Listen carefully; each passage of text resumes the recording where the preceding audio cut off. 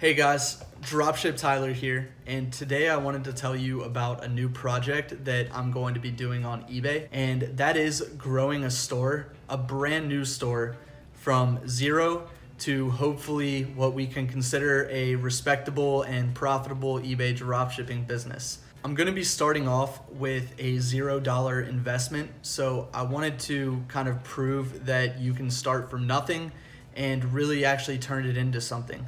A lot of people that watch these videos or have recently just found out what eBay dropshipping is are hesitant on whether they should start an eBay dropshipping business or whether it just even works going into 2019 and beyond that. My whole goal with this project is to motivate those people and also teach them exactly what I would do to grow a new store. I recently did a YouTube video just talking about my YouTube journey and my dropshipping journey.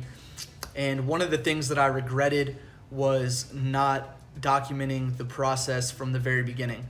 So this is kind of a redo of that for me. And now I get to take a store from zero and hopefully grow it into, like I said, a profitable eBay dropshipping business. So far, I've been able to list 6 items. And out of those 6 items, 1 item has sold, but it has actually sold 3 times. And it was 2 different sales. So one of them was a 1 quantity, the other sale was a 2 quantity.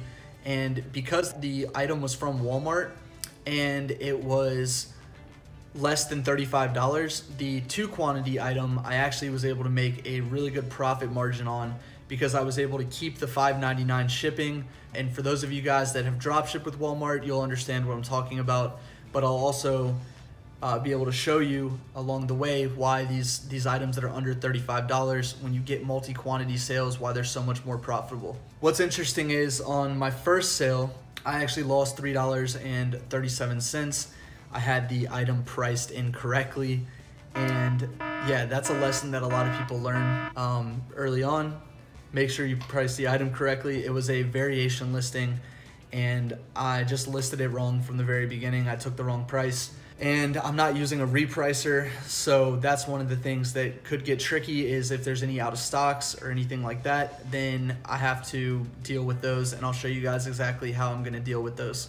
Some of the items, if I have made money already, I might take a loss. Some I might ask the customers to cancel the order. And if I do this again where I have the wrong price on the item or something increases in price, etc. The main source I'm going to be using for this project right now is Walmart, and I could move into Home Depot eventually, but right now I'm not tax exempt at Home Depot, so I'm going to have to go through that process.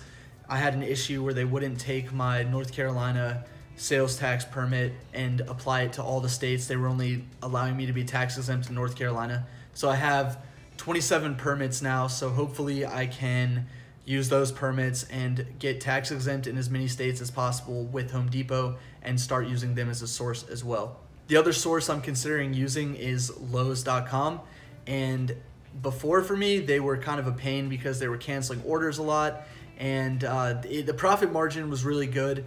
You're able to use coupons and discounted gift cards and things like that, but it was just it was a pain. So I'm hoping that I can build the account up enough and then start using Lowe's as a source so it doesn't hurt my metrics right away for the order cancellations that Lowe's is going to be doing to me. And they just really don't like dropshippers that much. So we'll see what happens with that. But yeah, right now Walmart and then hopefully Home Depot and then hopefully adding in some Lowe's. I know in the past I've said that Amazon is the best source for dropshipping, but the problem with me for this video is that I already have 2 accounts on eBay that are doing dropshipping from Amazon to eBay, and eBay's policy states that you can't actually list the same item across multiple accounts. So this account is going to be linked to my other 2 accounts. It's not like a stealth account. It's not a standalone account. It's linked to my other 2 big accounts, and I want to avoid as much as possible listing the same items that are on those accounts on this account so I don't get warned by eBay or get the account restricted or anything like that. So eventually I am going to get a repricer, and that repricer is actually going to be one that goes through the file exchange rather than connected by an API. And the reason for that is so that I can stop eBay from detecting whether I'm a dropshipper or not, and they'll just be able to never tell unless they go in and manually look at my items and see that that's what I'm doing. Another thing I'm going to be doing is showing you how to hire a virtual assistant, and that is hopefully when I hit around the $500 profit mark.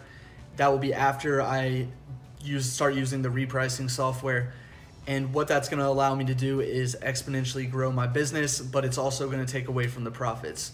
So we'll keep track of the profits. And right now I am currently at $7.40 profit. That's due to the first item being sold at a $3.37 loss, and the second item being sold at a $10.77 profit.